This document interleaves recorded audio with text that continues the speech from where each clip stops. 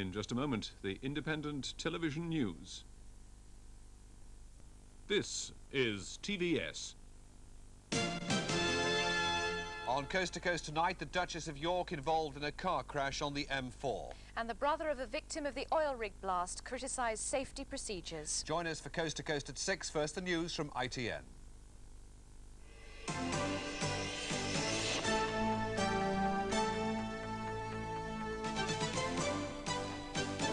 The news at 5:45 with Fiona Armstrong. Thatcher sees oil rig rescuers and survivors. Prince and Princess of Wales are due there shortly. Government orders public inquiry into the disaster. $2.5 million already given to appeal fund. Child sex abuse doctor gives first television interview since Cleveland report. And out of the rubble, a child is rescued from the collapsed Texas department store. Good evening. The Prince and Princess of Wales are due to arrive in Aberdeen any moment now to visit the survivors of the North Sea oil disaster. Mrs. Thatcher has also been in Aberdeen. She said she was deeply shocked by the tragedy and she pledged £1 million of government money to the disaster fund. Dr. Armand Hammer, chairman of Occidental, which owns the platform, said he was shocked and grieved. He's giving a further £1 million to the fund. The Common Market is donating another £500,000. Tonight, the Piper Alpha platform is still smouldering. 166 men died and 64 escaped when the platform was torn apart by massive explosions. The Texan troubleshooter Red Adair is flying out to try to make the platform safe. A full public inquiry is to be held in Aberdeen. It'll be chaired by a senior Scottish lawyer. Flags were flying at half-mast over Aberdeen today as the town, whose prosperity has been built on oil, counted the cost of the Piper Alpha disaster. Mrs. Thatcher visited Aberdeen Royal Infirmary and spent over an hour talking to staff and the 22 patients being treated, many of whom suffered burns. All of them are now in a stable or satisfactory condition. The Prime Minister said she was impressed that their morale was so high. Mrs. Thatcher also met members of the rescue services who managed to pluck 64 people from the burning sea in appalling conditions after the platform blew up. As you know, we have announced that there is to be a major public inquiry, and also there will be a technical inquiry carried out by the Department of Energy. The moment we find any technical things that need correction, that will be put into operation immediately.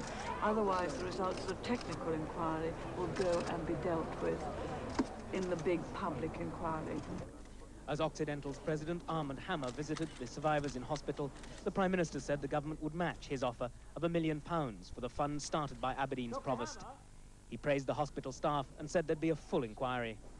And we hope that we can find out what happened, and it may help to correct this in the future, not only for us, but for all the others. But how do you feel personally about it? I feel very sad.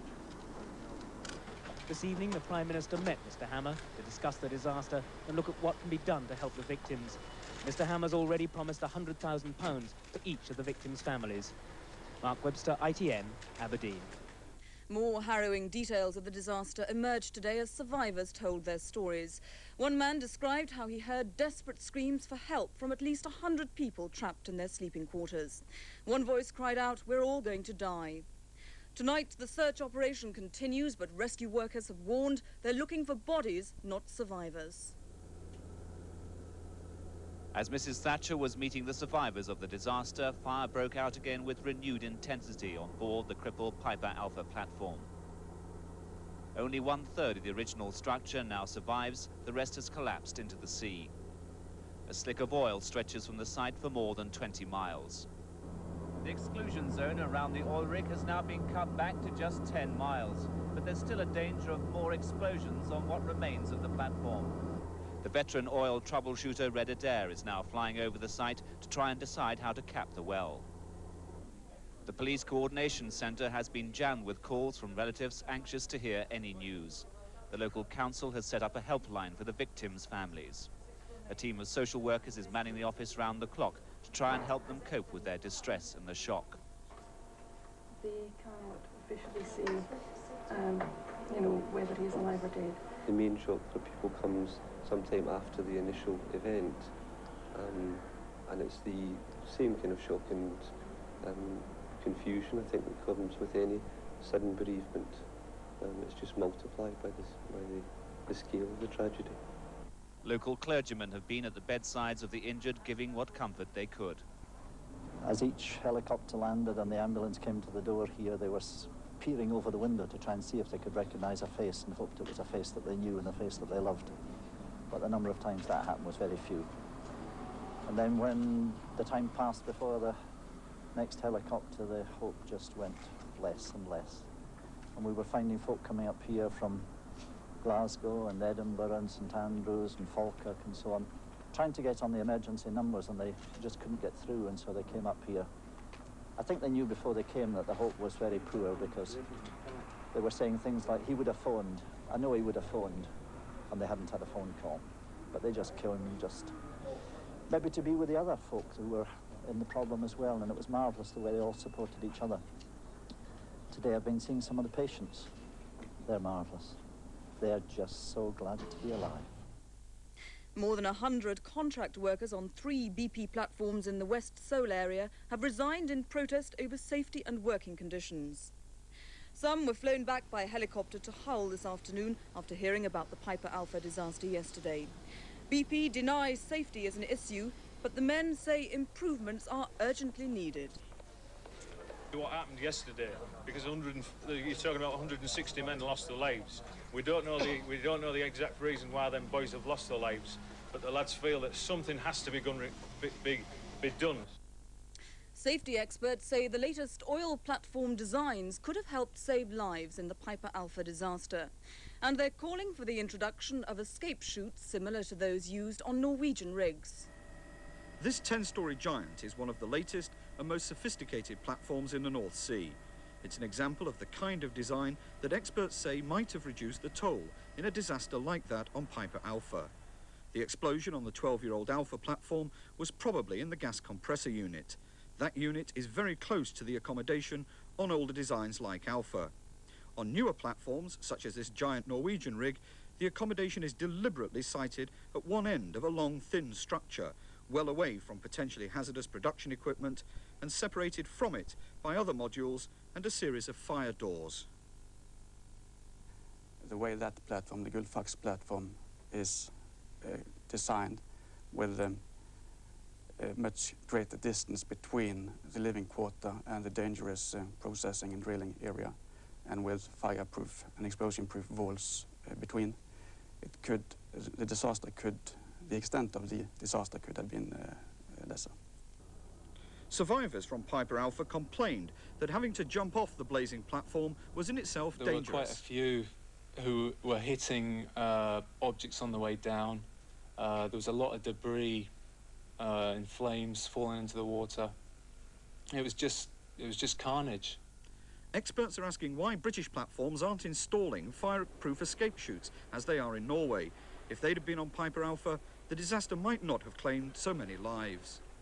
Now the rest of the news. The doctor at the centre of the Cleveland child sex abuse scandal has defended her actions after the official report criticised her for overconfidence. Dr. Marietta Higgs said her diagnoses were made with much gravity and thought. Speaking exclusively to ITN and Tyne Tees television, she was asked if she accepted that mistakes were made. I think, again, no doctor would guarantee anybody that they are 100% correct all the time. All I can say is that in the clinical situation in which I found myself, I attached much gravity to the opinion when I gave an opinion of a child that I thought had been sexually abused. The Middlesbrough MP, Stuart Bell, has called you evil, and headlines in papers like this have condemned you. How do you react to that? I think I've had to become immune to newspaper headlines like that. At the beginning, when the media coverage first started, I felt that the whole coverage, the headlines, was so unbelievable that no one would believe it. Since then, there's been so much of it that I really have had to become immune to the effect that it may have on me. So do you think the public have understood the issues behind Cleveland? I don't think that the public have actually been in a position to receive the information about the issues in Cleveland.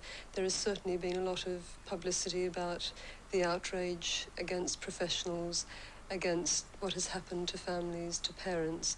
But I must admit that as far as the children are concerned, there has been very little outrage expressed against the sexual abuse of children, and that really is the key issue that we're dealing with here.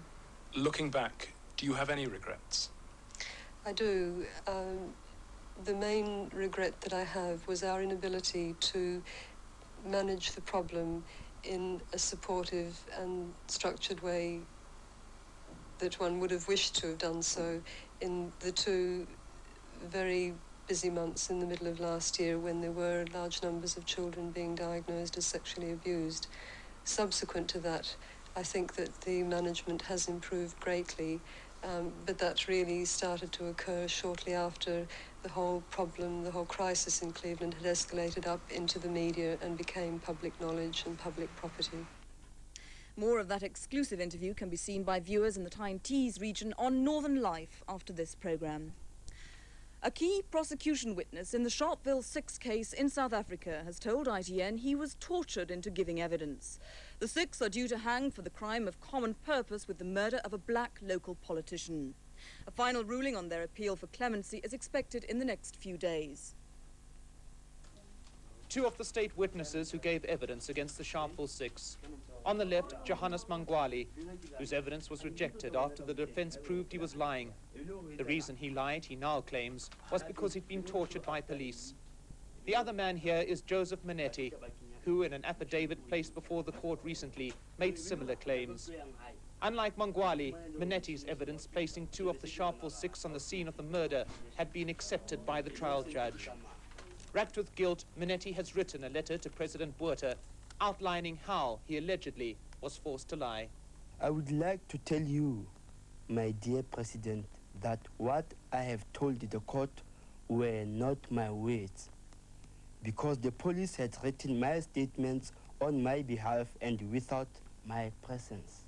But Mr. Acting Justice Human, who heard the original trial, argues that he only accepted Joseph Minetti's evidence where it corroborated that of another state witness. Therefore, he says, even if Minetti had lied, it would not affect the judgment. The only hope now for the 6 sitting on death row little more than a mile away from here, a petition resting with the Chief Justice. If that is rejected, the only man between the 6 and the gallows is President Botha, who has already turned down an appeal for clemency. Mike Hanna, ITN, Pretoria. A 2-year-old girl and another child have been freed after being trapped for 18 hours in the rubble of a Texas department store which collapsed in a rainstorm. Rescue workers are still trying to reach several other people. 11 bodies have so far been found. Rescue teams had toiled all night, clawing at the rubble by hand, hoping someone might yet be alive in the ruins of the department store. Every few minutes they would call for silence and lower microphones into the rubble. All right, complete silence, please. Somebody's going down. The microphones picked up the cries of a family trapped under tons of rubble and praying for their rescue. As the teams began tunneling towards them, others were being brought out alive. Just after dawn, a volunteer rescuer emerged from the tangle of twisted metal and concrete with a 2-year-old girl. She was in shock, but apparently unhurt. For the weary rescue teams, it was reason enough to redouble their efforts. Inside, a survivor managed to push a note through a small hole. It said in Spanish, Cristo el Camino, Christ is the road. Experts say there's every danger of a further collapse, but they can still hear people crying for help. The rescue effort still goes on. Ken Rees, ITN, in the United States. The IRA say the bomb that killed 2 civilians outside a Belfast swimming pool was an operation that went tragically wrong. They say one of their own men accidentally triggered the explosion. Later, a bomb disposal expert at the scene was killed by a booby trap device. He's the 400th serviceman killed in the Northern Ireland Troubles. Britain has signed a contract to sell Tornado aircraft and other military equipment to Saudi Arabia. It's said to be worth £10 billion. It's Britain's biggest single arms deal and will secure 18,000 jobs at British Aerospace. And some news just in. The Duchess of York has been involved in a minor accident on the M4 motorway in Berkshire. Police say she wasn't injured. The Duchess, who's 8 months pregnant, was driving her own Jaguar when the accident happened near Newbury. Channel 4 News is next at 7 o'clock. This has been the news at 5:45. From all of us here, a very good evening.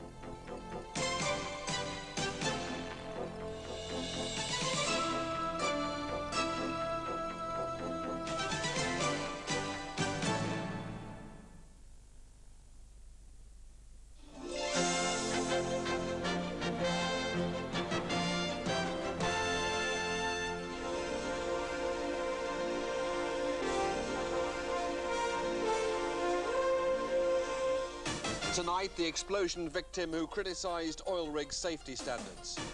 And a leading training school reviews their firefighting procedures. The enterprising school kids who are cleaning up. And the high-kicking Bluebell girls still stepping out after 50 years.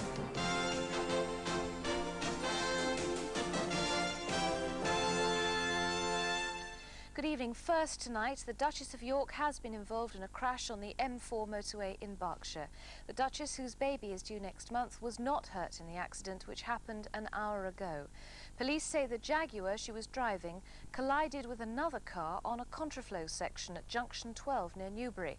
The driver of the other car has been detained by police and taken to Newbury Police Station for questioning.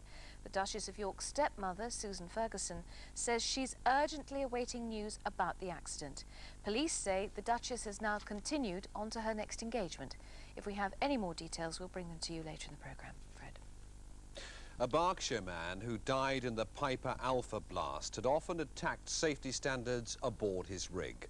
Bernard Curtis from Newbury had been second in command on the oil platform. Today, his family said he'd often complained about the lack of safety checks. Gareth Jones now reports. Bernard Curtis had worked on Piper Alpha since it started production in 1976. He'd have been a key man in any emergency, though there was nothing he or anyone else could have done about Wednesday night's blast. But his relatives say he was deeply worried about safety standards, and he felt it was only a matter of time before there was an accident. And he expressed that the accidents may happen due to safety precautions not being taken, or I didn't get the full depth of it, but he seemed a little bit worried that accidents could happen due to supervision, not less lack of supervision, but lack of safety procedure. Well, you're suggesting that it was in fact sloppy. How sloppy was it? I don't think it was really sloppy, it was just how much they could do to prevent what could have happened. But with I think the rig being so old, I mean, how long can it last in the North Sea? With corrosion of pipeworks. But Bernard Curtis, like many of his colleagues, chose not to complain too loudly about safety. He may have had his worries, but I mean, it's his children, his wife.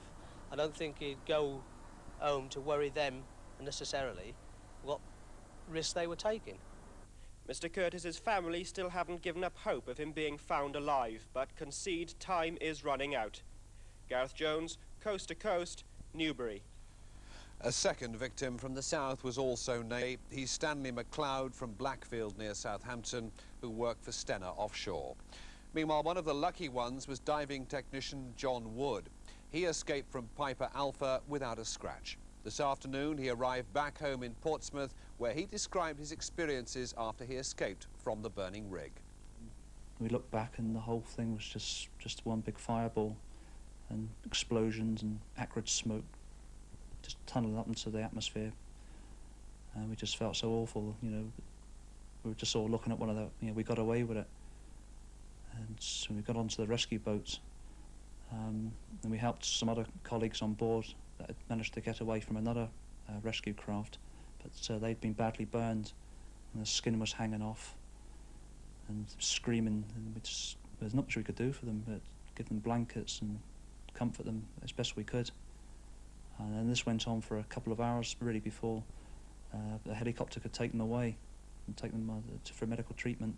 This situation, I think, was a one-off, that it was that sort of catastrophic, that it happened that fast. No one even had a chance to get to the lifeboat stations, and no one even had a chance to get a hose relay because the flames were, it was just an explosion. I mean, not much you can do really when an explosion.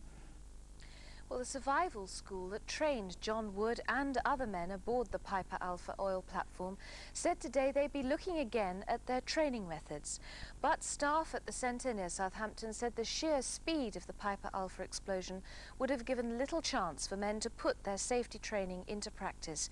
Nigel Burwood sends this report.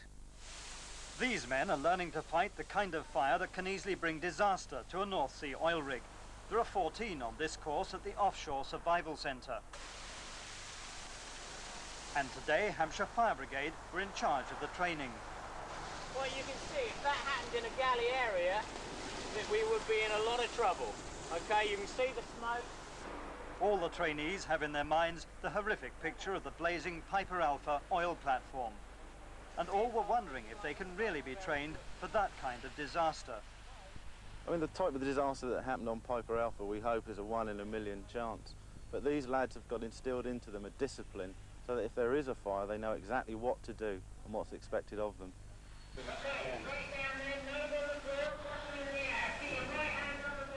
And the next stage tested their self-discipline to the very limit. How to escape from a chamber full of smoke and flames without showing signs of panic. Only the instructor was allowed a breathing mask. This is what it could be like if fire broke out inside an oil rig. The 7 men in here now have to try and escape by crawling on their hands and knees to avoid the poisonous smoke. It was a convincing demonstration, and some of the trainees admitted afterwards to being just a little scared by it. But I'd imagine under an emergency, you know, you could panic and be very frightened, yeah. Well, it was frightening, yes, it was very frightening, and you understand how much these actual courses mean to you, because you never imagine what it would be like offshore. And now the Piper Alpha disaster must mean a review of the training procedures here. I'm very confident that the training that we're given is excellent and is the right type of training. Obviously, we'll look at any recommendations that come out of the inquiry, but at the moment, I'm confident that the training is probably the best that's available. However good the instruction, though, these men all accept that working with North Sea oil must always be a high-risk business. Nigel Burwood, Coast to Coast, Warsash near Southampton. Meanwhile, urgent medical supplies have been flown to Scotland from Hampshire to help burned victims of the Piper Alpha explosion. Staff at Cyanamid UK and Gosport got the order for large quantities of sterile skin adhesive this afternoon, and within 2 hours they were on their way by air to surgeons in Aberdeen. Holidaymakers at Gatwick are facing yet more chaos as Greek air traffic controllers tonight threaten to start disrupting flights. 400 controllers say they'll take action from Monday over a pay claim. Hugh Kirby reports now from Gatwick. A depressing but familiar sight meets travellers at Gatwick, the world's second busiest passenger airport. Today's delays ranged between a few minutes and 12 hours, and the weekend's not even started. At peak times, 90,000 people a day pass through. The airport population dwarfs its nearest neighbour, Crawley. Gatwick's handling 600 flights a day. Any disruption by Greek air traffic controllers will cause immediate chaos. The skies are already at saturation point. Last night, a Guernsey Airlines Shorts 360 like this one came within 300 feet of disaster, narrowly missing a light aircraft 11 miles east of the airport. Airspace is so precious that Gatwick's become the first British airport to have a special official in the tower making sure every slot is filled. But the airport claims the travelling public is the root cause of delay. One of the things that we find is that people want to leave work on Friday afternoon, rush home, pick up the suitcases and rush down to the airport to catch their flight off for the weekend. And of course this isn't just happening at Gatwick, it's happening at all the airports in Britain, plus airports in Norway, Sweden, Denmark, Germany, Belgium, Luxembourg, Netherlands and everywhere else in Northern Europe. So Friday afternoons there's a massive wave of traffic all heading down to the Mediterranean for people to start their holidays. At the height of the season, most experienced air travellers expect to spend at least as long on the ground waiting for a flight as they do in the air once they've actually caught it. So what is the best way to while away those tedious hours in airports like this? Spend money. Do you begrudge spending money? No, not at all. Read and look round the shops and hope the time will go quickly. Just talk to other people who are in the same position as me, really. We're really bored waiting around. Is there any sign your flight is going to leave today? We don't know. We've got a clue. Most people go on holiday for a good rest, For some, that rest, and it can be a very long rest indeed, starts in uncomfortable fashion. Hugh Kirby, Coast to Coast, Gatwick Airport. Bogus policemen have been stopping women drivers in Hampshire and conning them out of money and valuables. Police have warned women to be on their guard, and they've come up with a list of do's and don'ts for potential targets. Chrissy Pollard has this report. This is a reconstruction of what happened to a pregnant woman who was driving alone in Church Crookham near Fleet. She was forced to stop by a man in a Ford Escort with police stickers on the side of the car and a blue flashing light. The man said he was doing a routine check. He made her empty her handbag and then hit her and drove off with £16. In another incident near Portsmouth, a woman driver was forced to hand over £20 to two men who said they were policemen, fining her on the spot for speeding. Then on Wednesday evening at Borden, yet another woman was flagged down by two men. She thought they were dressed in dark clothing, and she assumed they were police officers because they were waving her down. They then spoke to her and assumed that the pretense of being police officers, asking for documents and so on.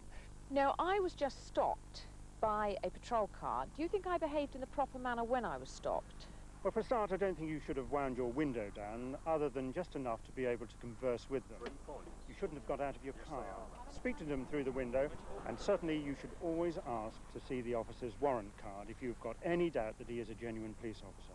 So what should you do? You haven't wound down your window, but you have seen the warrant card through the glass. What should you then suggest through the half-open window? Well, certainly you should don't just accept the warrant card on face value. Do have a good look at it and see that it is a genuine warrant card.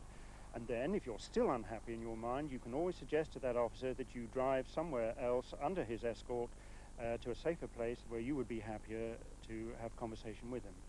So the message from the police seems to be clear. If you are stopped by a patrol car, don't fully open your window and don't get out of the car, but do ask for some form of identification. Chrissy Pollard, Coast to Coast in Hampshire. Well, plenty more still to come for you tonight in Coast to Coast, but first more news now from all around the south with Liz Wickham in the TVS newsroom. Good evening. 15 Berkshire school children have been treated in hospital after drinking water polluted with acid from a kettle descaler. It caused burning to their stomachs. The contamination scare affected youngsters from Highdown School at Emma Green near Reading. The children, aged between 13 and 15, complained of feeling unwell after buying a lunchtime snack of noodles and soup from a shop near their school. Magistrates at Salisbury today issued arrest warrants for 20 hippies. They failed to turn up in court to answer public order charges connected with last month's summer solstice celebrations. Only 9 hippies arrived at the court accompanied by friends and relatives. They were later released on unconditional bail and ordered to return to the court for their cases to be heard in September.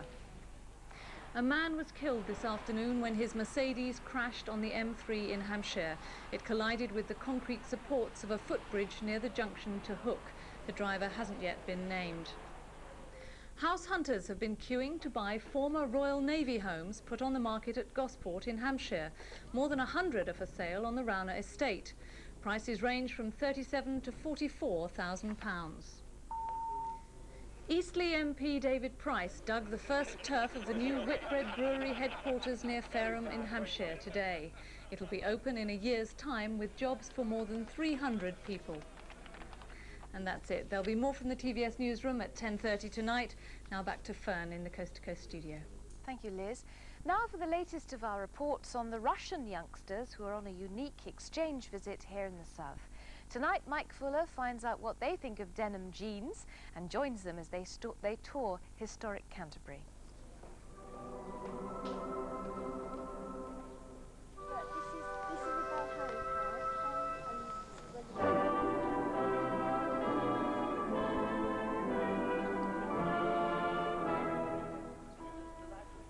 There has to be a limit to the number of times you can ask, are things like this, do they have things like that in Russia? But with infinite patience, the Soviet teenagers are always ready to compare and contrast with interesting answers. And when Ilya and Marcia took to the streets of Canterbury with their partners Robin and Helen, their answers began to reflect deep into their way of life and to reach deep into the very heart of our own. It seems to me that I'm in the 12th, maybe in the 13th century. Very old streets, very old buildings, like in a film.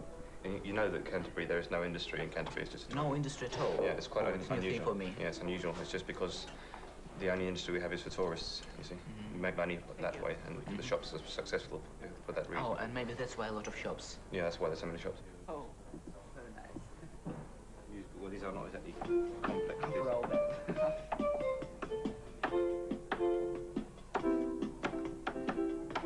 And what about style and fashion? Oh, it's different from ours. We have our own fashion. I saw you trying on a denim jacket. Are those popular in the Soviet Union? Now it is. In the prices, like jeans, we were looking at jeans and they're about £20, and in the Soviet Union they're about 100. That's sort of a month's wages, really. Yeah. I might just cover it for a little while to let it warm in. Oh. All right. It's nice smell to see. Like it? Yes. Yeah? Nice. The outer toilet starts at £19.50. It goes up to what, roughly? We'll start the most expensive ones. About £40. That's 40? for 200 mils, yeah. £40, yeah, for 200 millilitres. £40? Yeah. That's expensive.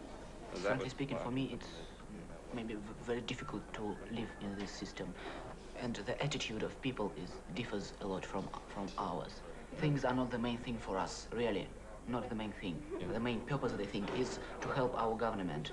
Not to reach themselves, but to help their government. That's the main thing. The leader of our Labour Party. Labour Party? Yeah, from England. Really? You know who that is, I think. That's Gorbachev, I think. Gorbachev. That's Margaret Thatcher, okay? You can tell by the big nose. Oh, with the red nose? Yeah. And who's that? Oh, Ronald Reagan, yeah. Right.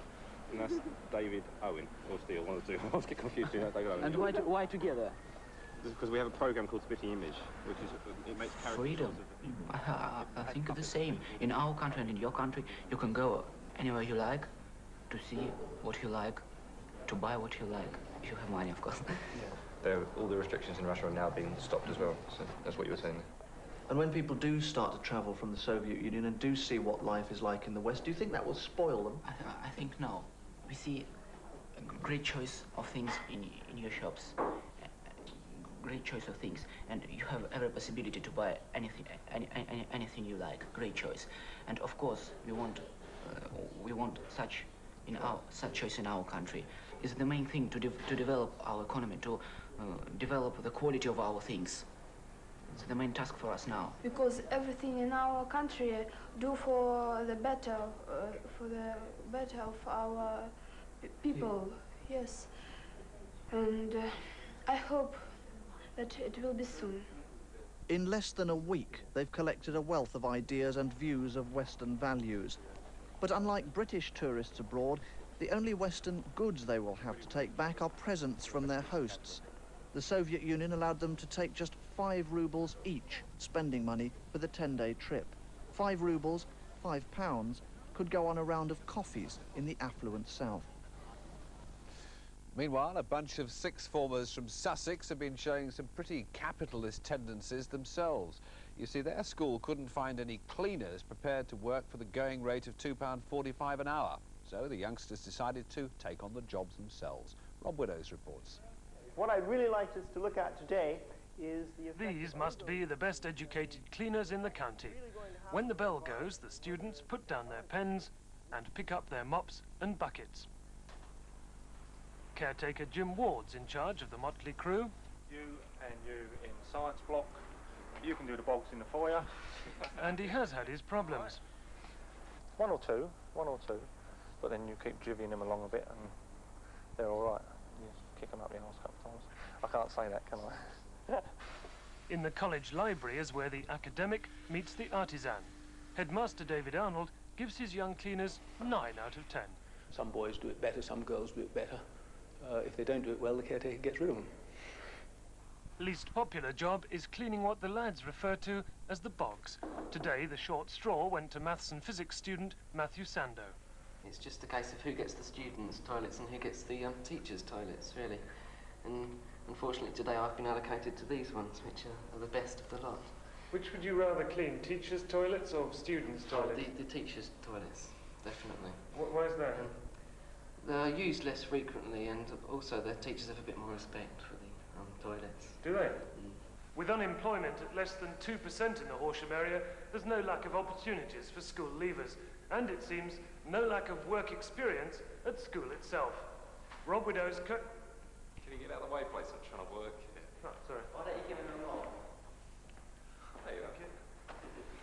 It's not like my days at school. Rob Widow's, coast to coast, Horsham. Wonderful. Now, the Bluebell Girls, the British dance troupe that became a legend of Paris nightlife, have come home to Bournemouth for the summer season, bringing their own particular brand of exotic entertainment. Liz Wickham went to meet them, and the original Madame Bluebell herself.